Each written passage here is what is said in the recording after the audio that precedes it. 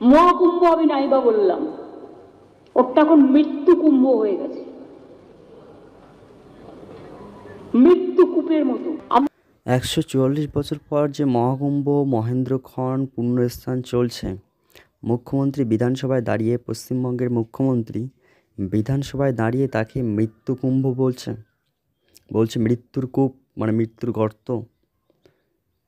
মাননীয় মুখ্যমন্ত্রী এমনটা বলতে পারেন?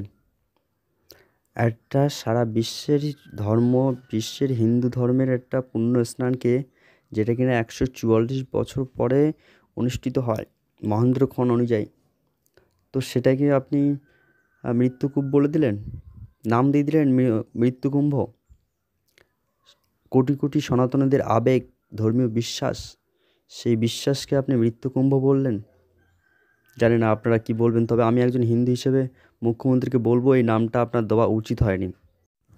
আপনি উত্তরপ্রদেশের প্রশাসনকে সমালোচনা করতে পারেন, তাদের বিরুদ্ধে কথা বলতে পারেন, আপনি বলতে পারেন যে পশ্চিমবঙ্গে প্রশাসনের থেকে ভালো কাজ করতো, সব কিছু মেনে নেওয়া যেত।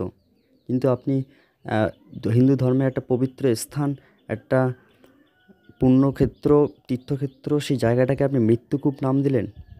উত্তরপ্রদেশ সরকারকে, প্রশাসনকে আপনি বলুন না যত খুশি, কোনো সমস্যা নেই, ধর্মস্থানটাকে এটা বলা আপনার ঠিক হয়নি আমার মতে বলে।